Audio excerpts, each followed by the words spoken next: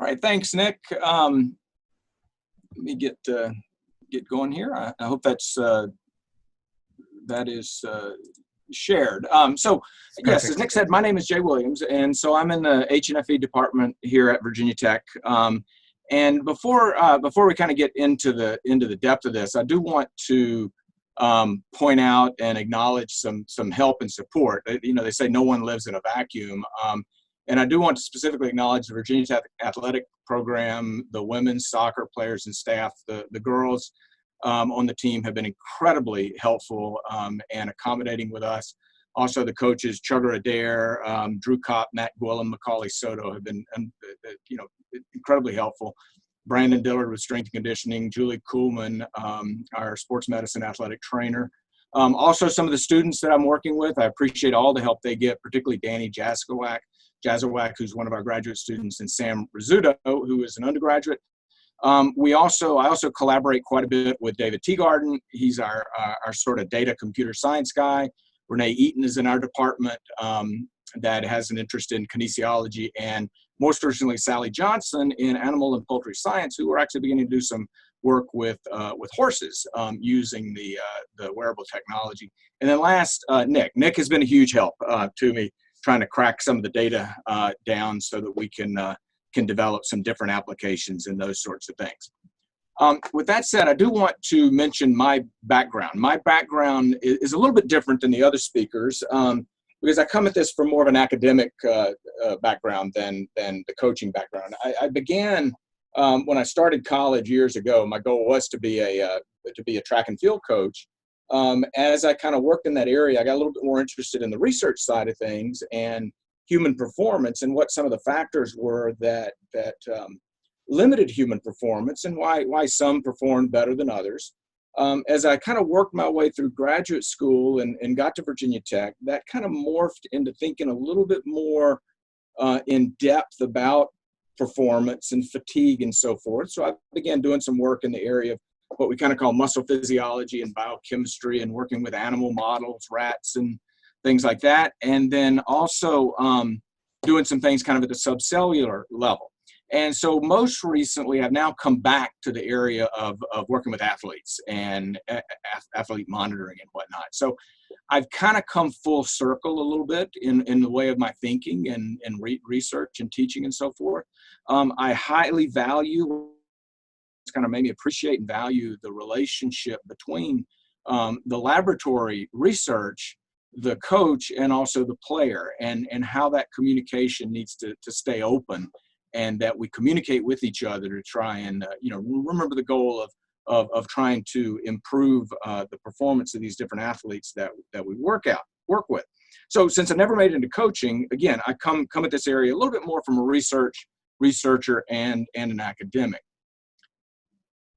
One of my overall goals that I've sort of been driving all of this is looking at the relationship between training, fatigue, and performance.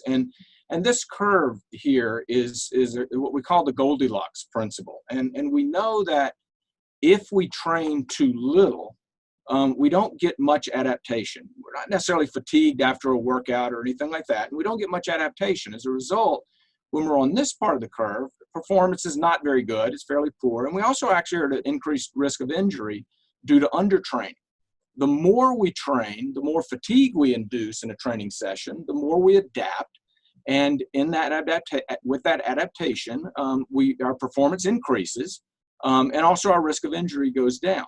But if we kind of go over the hill, so to speak, and we go into the area that we might call overtraining, we are experiencing more chronic fatigue or greater fatigue at the end of a training session. That's going to start to limit performance. And then most importantly, it's going to start to increase the risk of injury. So the idea of overtraining, not only does performance go down, but injury risk goes up. And if players that are injured, then really they're not any use on the field because they're injured and they can't necessarily compete. So what we're trying to do is really find what this optimal level is, kind of like Goldilocks, trying to find the porridge that's just right, that's not too hot and not too cold. So the question that I kind of want to look at today is, if we put someone through a training program and we do fatigue them, they will adapt.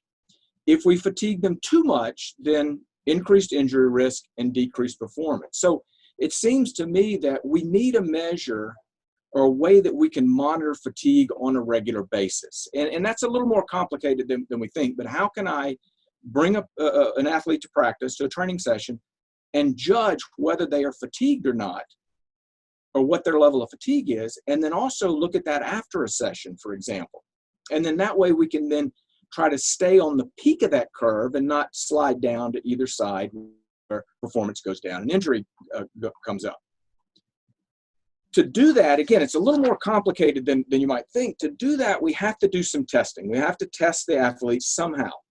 Now, we can't do a lot of complicated, difficult tests that are going to be exhausting for the athletes every day, every training session.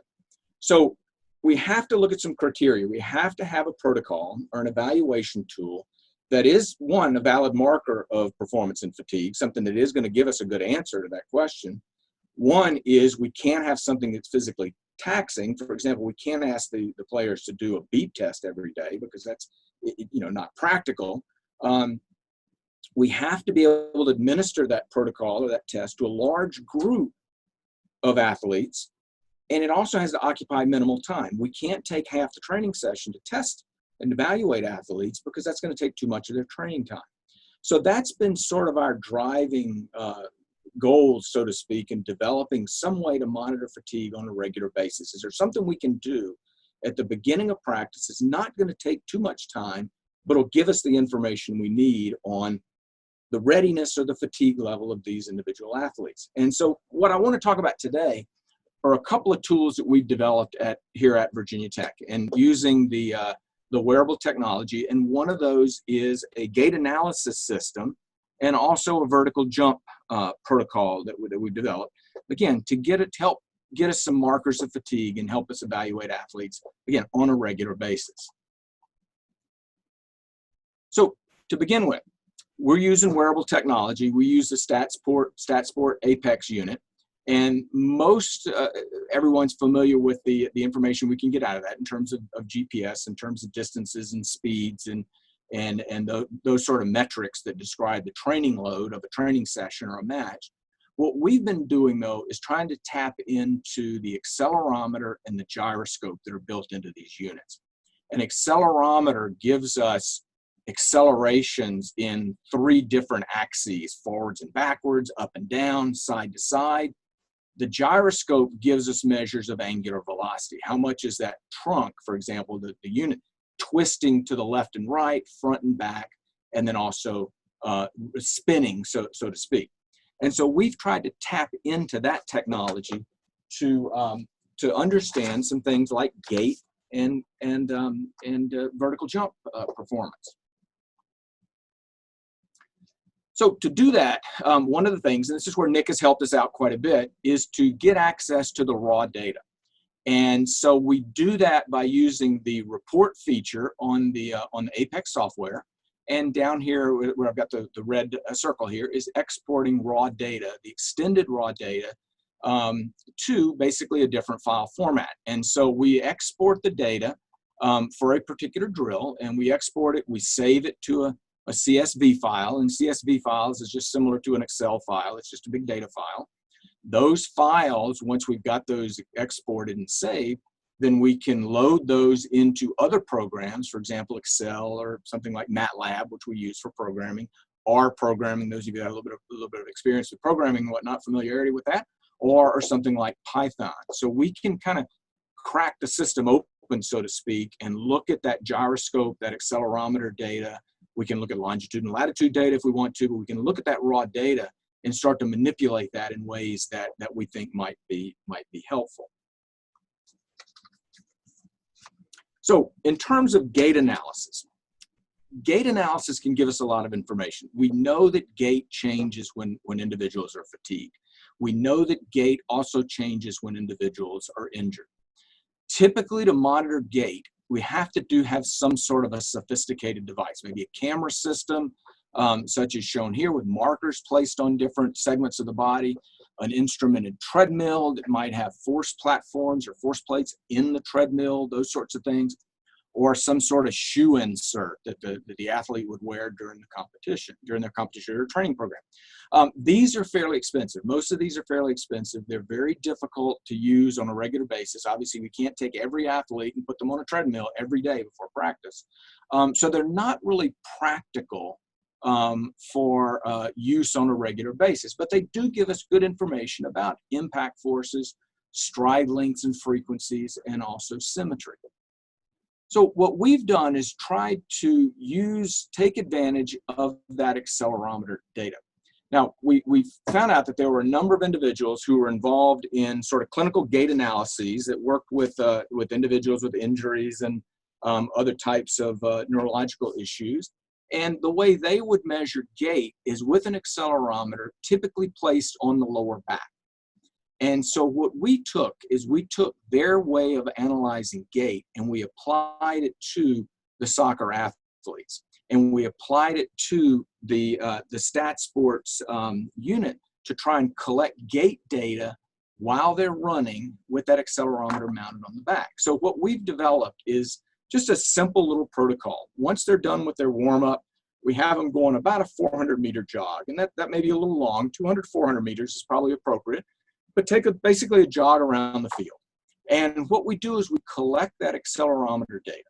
And what's shown down here at the bottom of this graph, here's our speed, the running speed there in orange. So there, again, this is about a jog, so it's not a fast. It's not taxing. It's something easy they can do.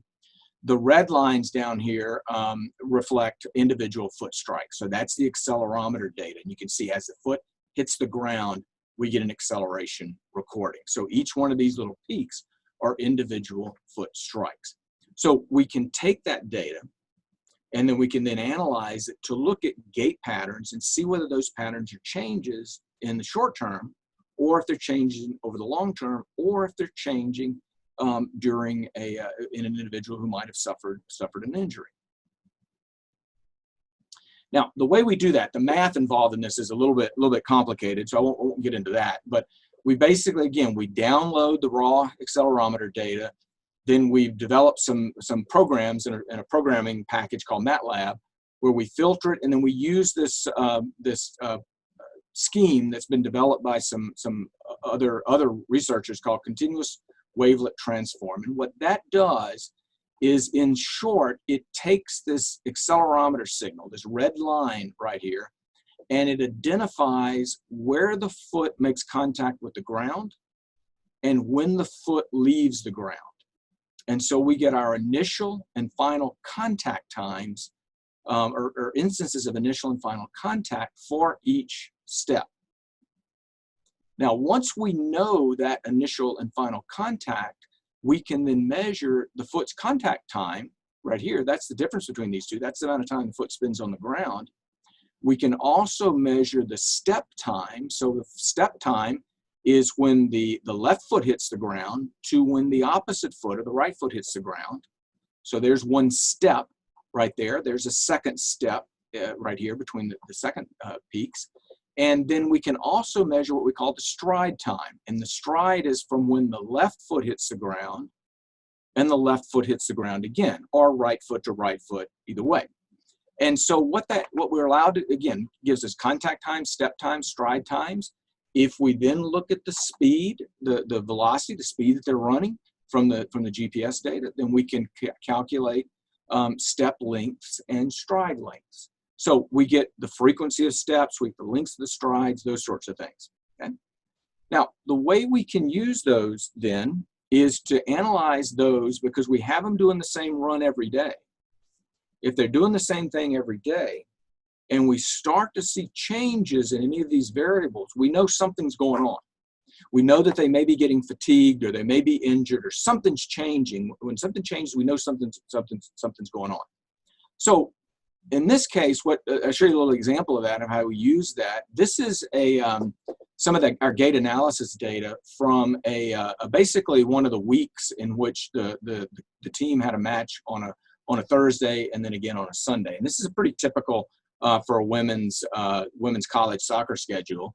So Wednesday of this week was a pre-match day. Thursday they played their first match, Thursday night.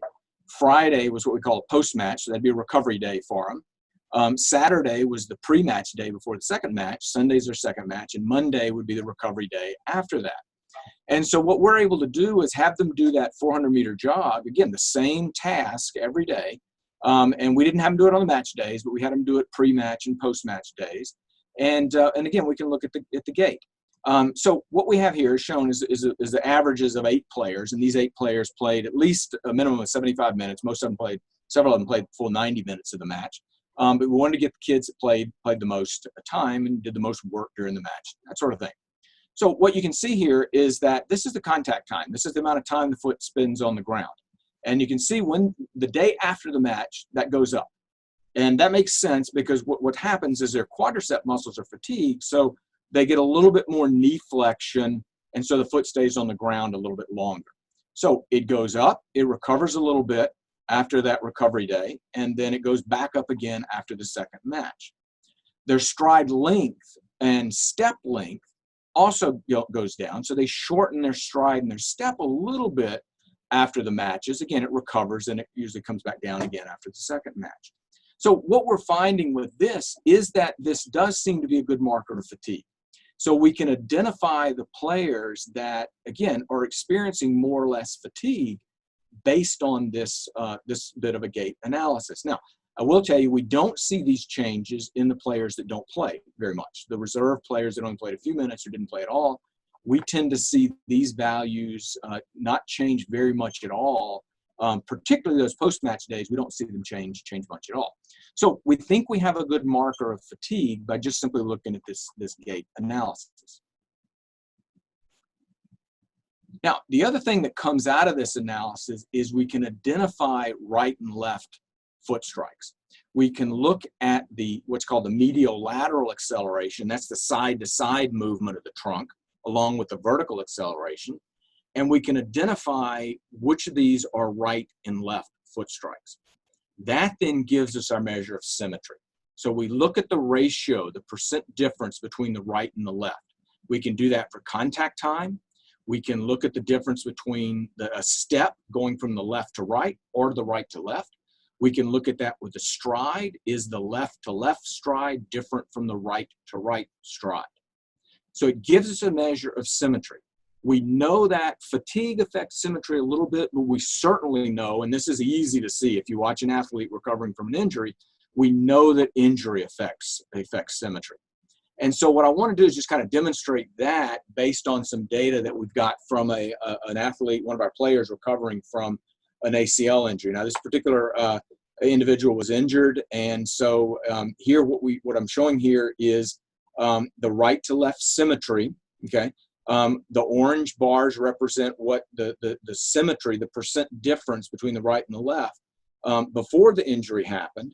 And then the red bar indicates when she came back after surgery, that symmetry score 5 months after surgery, and then again 6 months after surgery. So you can see what happens with the contact time is that her contact time changes.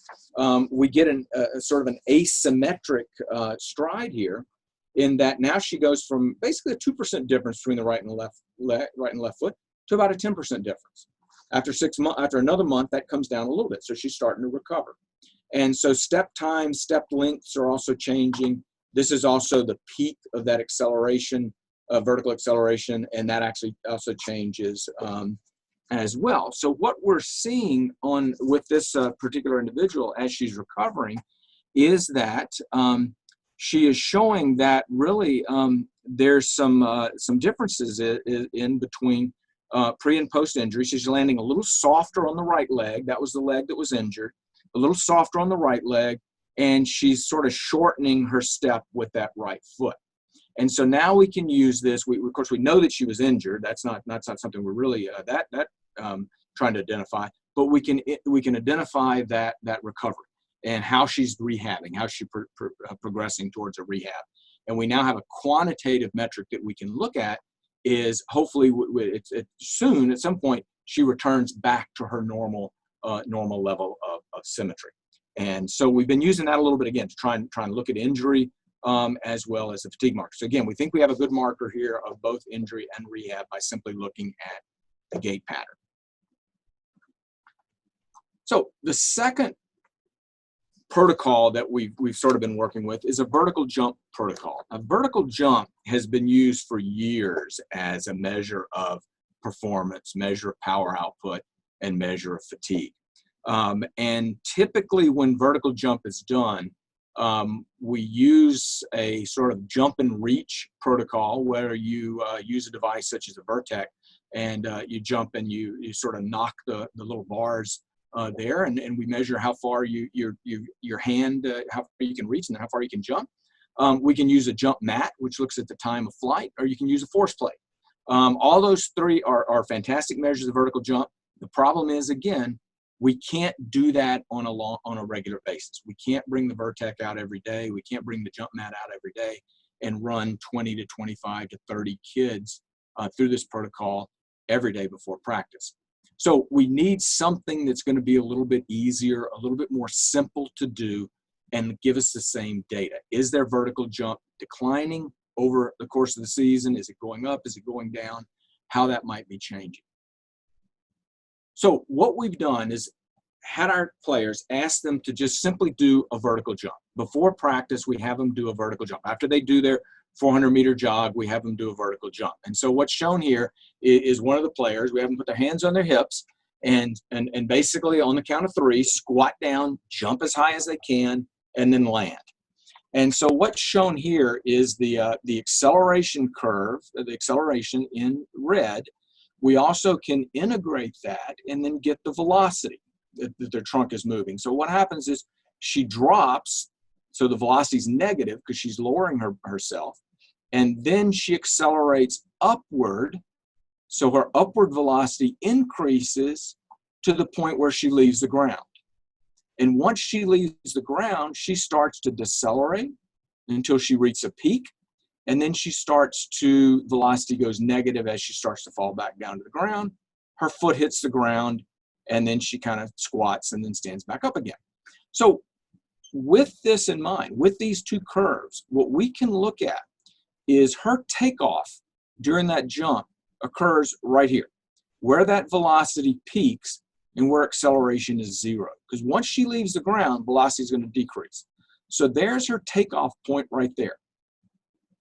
The other side, so that velocity is decreasing and going negative, and where it changes again, that minimum point, that's her touchdown. That's where the foot hits the ground. The difference between these two, these gray shaded areas right here, this gray shaded area right here represents her flight time. That's the time that she was in the air during that jump.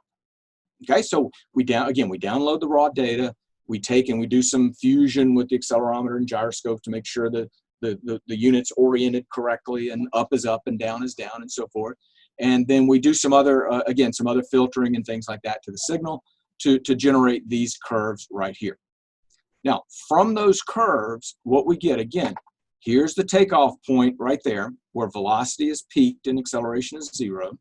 Touchdown where velocity is minimized and acceleration is 0. We then take those two values, that takeoff and touchdown times, the difference between those, again, is the flight time. It's her flight time, how long she's in the air. Okay? Now, this is the way a jump mat, the exact same thing a jump mat does. It times when you leave the mat and then when you land again. Basically, it has an on-off switch, so to speak. You jump up, the timer comes on, you jump down, you land, the timer turns off. Height, the vertical jump height, is then calculated as that flight time using this equation here. So we don't want to get bogged down in the math, but the bottom line is flight time, the longer they're in the air, the higher that vertical jump is. So what we have them do, so first off we did is we wanted to validate that for those of you that are into the testing and measurements and so forth, just to make sure this works. We did validate this against the a Vertec vertical jump device. So what we had the girls do is basically do a vertical jump. We measured it with the accelerometer. We also measured it on the jump and reach device. And there was a fairly high correlation between those two. We found out that the percent error was less than 2.5%. So we're getting very, very valid measures of their vertical jump. We also found that these are very reliable. If we look at from between jumps done on the same day or jumps done every other day or something like that, we find that these are very, very repeatable.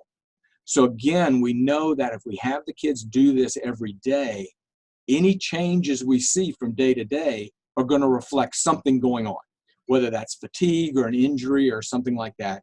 We're going to know that those changes reflect that. Okay, so here's what we've been doing.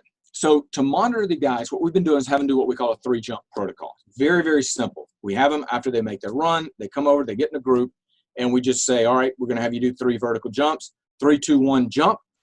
We take about 5 or 6 seconds between the jumps, 3, 2, 1, jump again, and we do that 3 times. We found out that those 3 jumps are all very, very reliable. They're very, very close to each other. Okay, so from this, then we can get the average height or whatever we want out of that, the average of the peak. And then we can look at that. In this case, this example, we looked at that before and after a particularly hard training session. So this was a pretty difficult session that they went through where they covered quite a bit of distance. It was a long training session that ended with a big fitness, some fitness drills at the end. So they covered quite a bit of distance. This is about a little less than they would cover in a match. So it was a pretty heavy training session. Over here on the right, these are their vertical jump measures. So here's the height before the practice started, about 31 or 32 centimeters. After that, that vertical jump height was reduced by about 11%. And that's not unexpected. You'd expect that to be down with a case of this type of training session. But nevertheless, we're able to demonstrate this particular protocol. We can detect how much these athletes are fatiguing. And so 11%, we consider that probably a pretty good amount of fatigue based on how much work they did. And so we could use this before and after each session to get an idea of how much the kids fatigue, how much work do they do, and how much fatigue did that induce. We can also do this over the long term. So we extended that. We looked at that first day. That occurred on a Monday. So this was during the off-season session or during the off-season. So one of the weeks of the sessions that they were doing during that week, during the off-season. Off-seasons can be a little bit more demanding than in season, but nevertheless, they trained on Monday, Tuesday, Wednesday, Thursday, Friday. They took 2 days off for the weekend and came back and trained again on a Monday. So we looked at those 6 days. And what's shown up at the top is the distance that they covered on those 6 days. So Monday, Tuesday, Wednesday's day 3, Thursday's day 4, Friday's day 5, 2 days off, and then we looked at them again. And what we find is that following those heavy training days, so we've got total distance as a measure of volume, high metabolic load distance as a measure of intensity. On those days where volume was high and intensity was high, particularly day 1 and 4, the days following that, the vertical jumps were reduced. So on day 2, we can see that vertical jump is reduced. It recovers a little bit. And on day 5, that vertical jump is reduced again after that heavy training day on day 4. And then by Monday, after 2 days of recovery, we're back to normal. So we also asked them, one of the things our student Sam does is he asks the kids how they feel, what their recovery score is. On a scale of 1 to 10, how ready are you to train? How recovered are you? 0, 1 being I'm completely recovered and ready to roll. 9 and 10 being I couldn't hardly get out of bed this morning. And so the dark line here with the white dots are their recovery scores. And so the lower the recovery score, the better. So good recovery here, solid vertical jump. Poor recovery here on day 2, less vertical jump. And again, poor recovery out here on day 5, after that hard session, again, lower vertical jump, and then recovered again on day 6. So again, we think we've got a good measure here of vertical jump that can give us some ideas or give us some indications of where these kids stand in terms of fatigue. And then so ideally, one could use this and monitor players ahead of practice or whenever that might be and say, okay, here's where the kids stand today. They're looking fatigued, and we can make adjustments in the training session, those sorts of things. The other thing we can do with this, which I think is, to me, is one of the more interesting parts, is because the gyroscope is embedded in these devices, we can look at trunk position, and we can look at how the trunk moves when they're landing from a vertical jump, or when they're going through their activities during training or during a match. Why this is important is that a number of groups have shown and have argued that trunk control, core control, is a critical aspect of injury prevention, particularly knee injuries. In this particular individual, she's rolling to her left, and she's also pitching a little bit forward. Okay? So she's leaning to the left and leaning a bit forward. That's a position that can cause the knee to take on a valgus position. This is a position where we call it sort of a danger position for ACL injury. Now, fortunately, in this picture, this individual was not hurt in this shot, but nevertheless, it demonstrates that how trunk rotation can impact the knee and can impact the ACL. Okay, so why that's important? If we look at trunk rotation and what that does to injury risk, if we roll or lean to the right or left, that shifts the center of gravity over or outside of one foot versus the other. So typically center of gravity falls between both feet. If we lean to one side, that's going to shift it to this direction. That can cause the knee to collapse and buckle. We refer to that as valgus collapse. Okay, and that creates stress on the ACL. If we lean backwards, particularly when we're landing or the foot striking the ground, if we lean backwards and that center of gravity shifts posteriorly, what that does is that causes the quadricep muscles to contract with more force to keep the individual upright. When we ask the quadriceps to produce a lot of force, that tends to pull our tibia forward and also stress the ACL. So trunk control is critically important for ACL risk. Now, other individuals have done that, looked at this in the lab. They put the markers and look at this with video and whatnot. They look at it with force platforms, and they can look at whether athletes are at risk or not. They can have them land on 1 foot, 2 feet. They can measure this trunk movement and look at injury risk. Okay, now, again, we can't do that on a regular basis. We don't have the ability to do that on a large number of athletes on a regular basis. So what we've done then, so what we do is we look at, for example, what's the trunk movement during that vertical jump maneuver. When they land, their trunk rotates. If they pitch forward, they might pitch to or lean to the right or the left, or pitch backwards, those sorts of things. We can pick that up with the gyroscope data. So what's shown here is 2 individuals. This is an individual after ACL reconstruction surgery. This is probably about 6 months after surgery.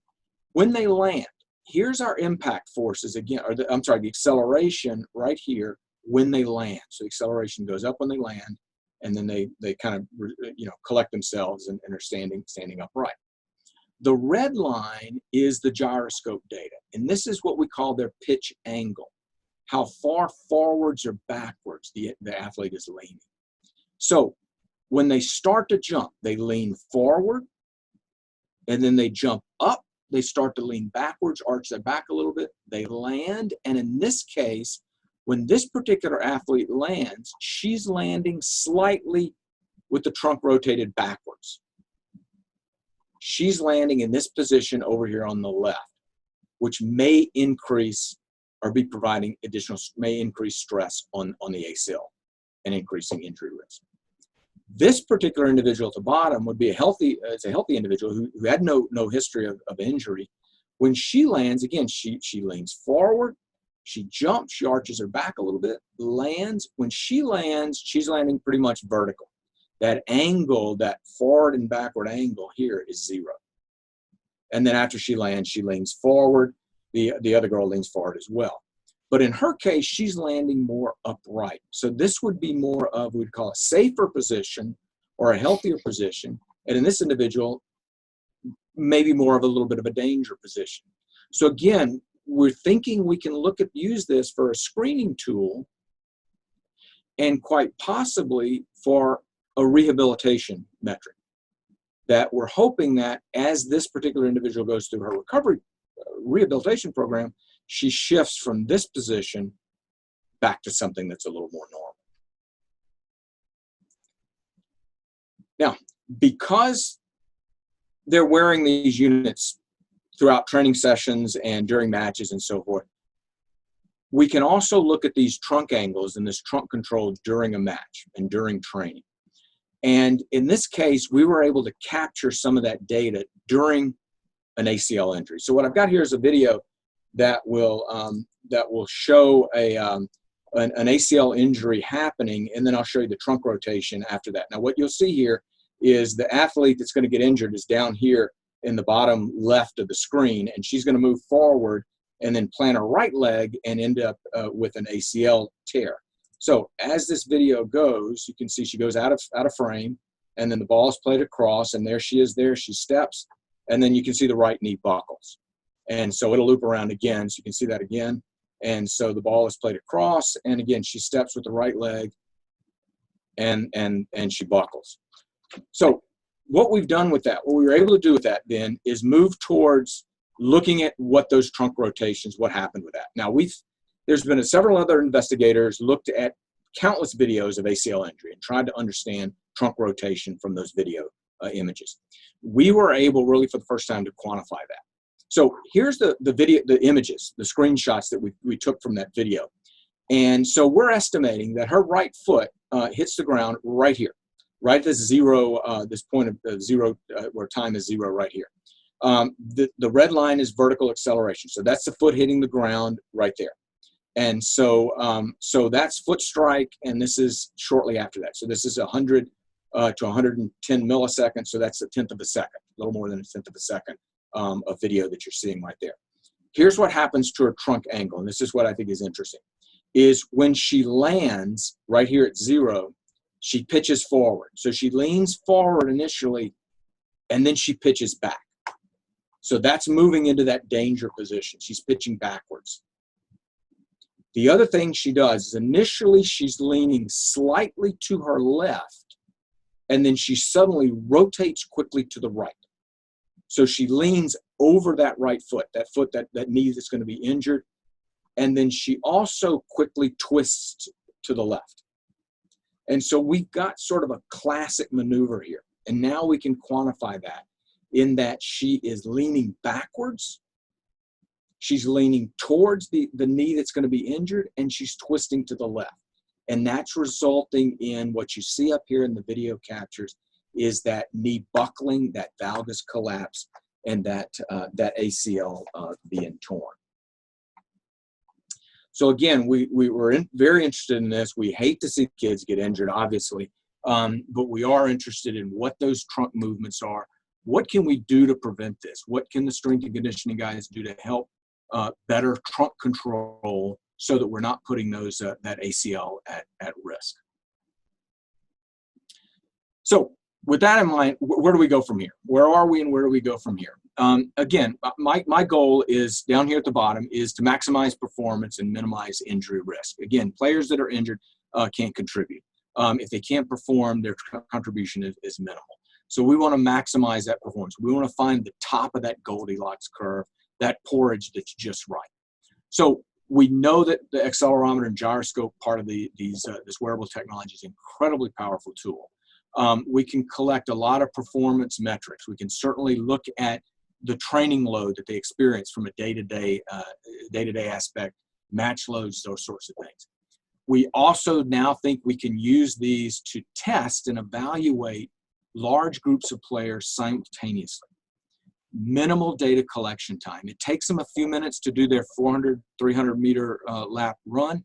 It takes them about a minute to gather around, do their 3 vertical jumps, and then go on with practice. So we're sort of fulfilling one of the criteria that the coaches will have is we don't want to take a lot of time from training. We can test them all at once. We think now, again, from some of these metrics and some of them that we're trying to develop is we can look at fatigue over the long term. How much are these guys fatiguing?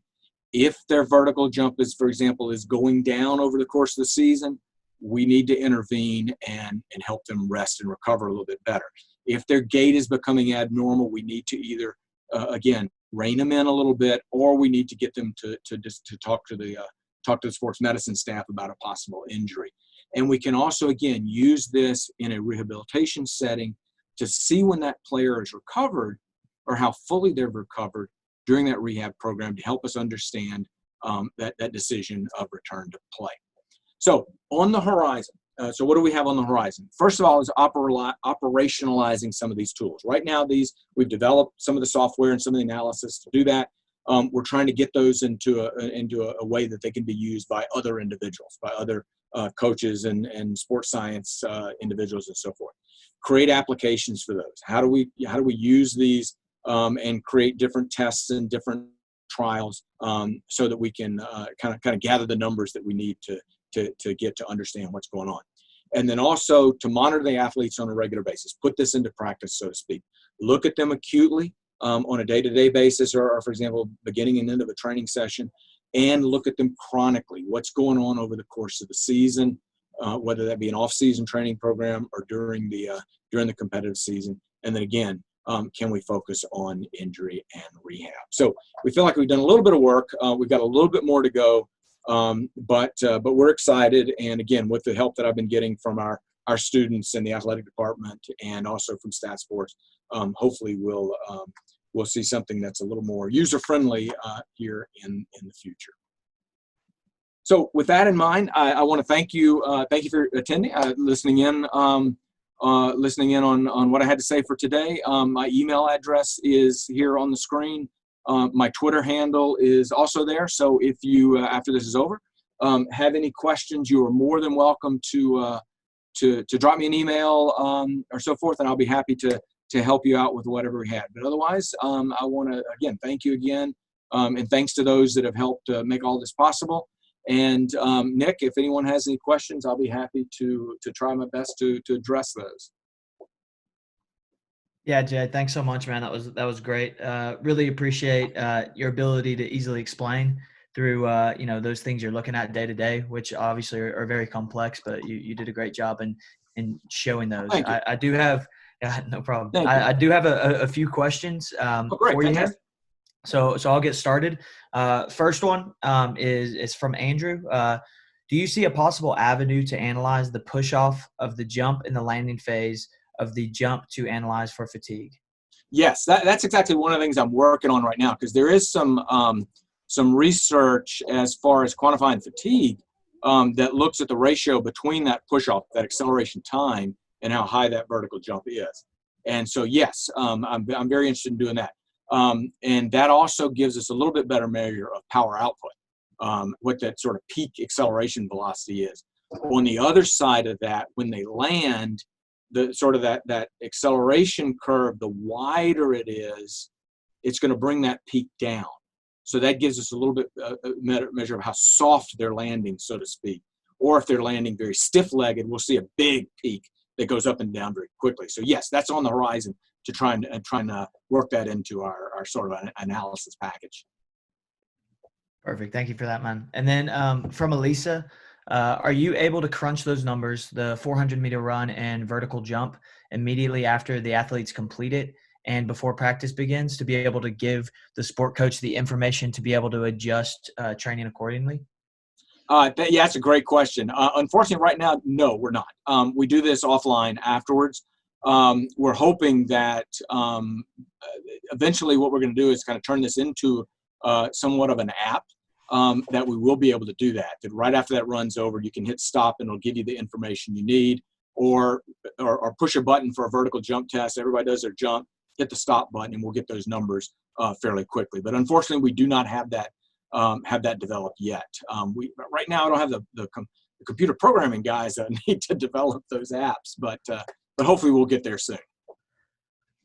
Perfect. Thanks for that, Jay. And then just one more. Again, I know that we do have other questions, but feel free. I know Jay put up his contact information because there is some great questions coming through here. But just one more in courtesy of time from Katarina. She asks, do you use acute to chronic work ratio to monitor fatigue and assess injury risk as well? And what would you say comparing these two methods, acute chronic versus the ones that you just presented there, Jay? Yeah, we look at that. To be honest, we have not used that a lot. And that's one of the things I've got a couple of students working on right now, is looking at that metric and some other metrics. Because really what the acute chronic is looking at is do we have these spikes in training load? And this is very typical with women's soccer. We have these weeks where a few years ago at Virginia Tech, we had an overtime match, 110 minutes on a Thursday night and 110 minutes on a Sunday night. So that would constitute a big acute chronic ratio. So we have not focused on that quite as much, but yet we are kind of tracking those things and using some of those, the distances and the training loads and everything to really monitor the recovery days and the week leading up to those, that's sort of what they call, the congested calendar. And then also the days after that, how to try and balance out their training so we can avoid those spikes. But that acute chronic ratio is a very good metric. I will say one of the difficult things with women's soccer is to get a good acute chronic ratio, you need about a month's worth of data, kind of as a baseline, so to speak. And then with women's soccer, a month's worth of data, we're well into the season. And so that doesn't help us as much with the preseason and early season part. So we've got to kind of come up with something that's maybe a little bit better, a little bit more condensed to get the same information in terms of those spikes and training load. Jay, thanks so much, man. And guys, again, just please, I know that Jay has put out his contact information. You guys really asked some great questions there, and I know Jay'd be more than happy to answer, some more that have come through. So appreciate you guys using the Q&A feature. And Jay, just want to really thank you for presenting today, and obviously spending some time talking on the things that you do on a day-to-day. So really appreciate that. Best of luck. Obviously enjoying the summer, helping out your students from your office and your house, and we'll talk again soon. Thank you so much, man. Well, thanks a lot, Nick, and thanks to you guys for putting this on. Yeah, no worries, buddy. Have a great one. Okay. You too.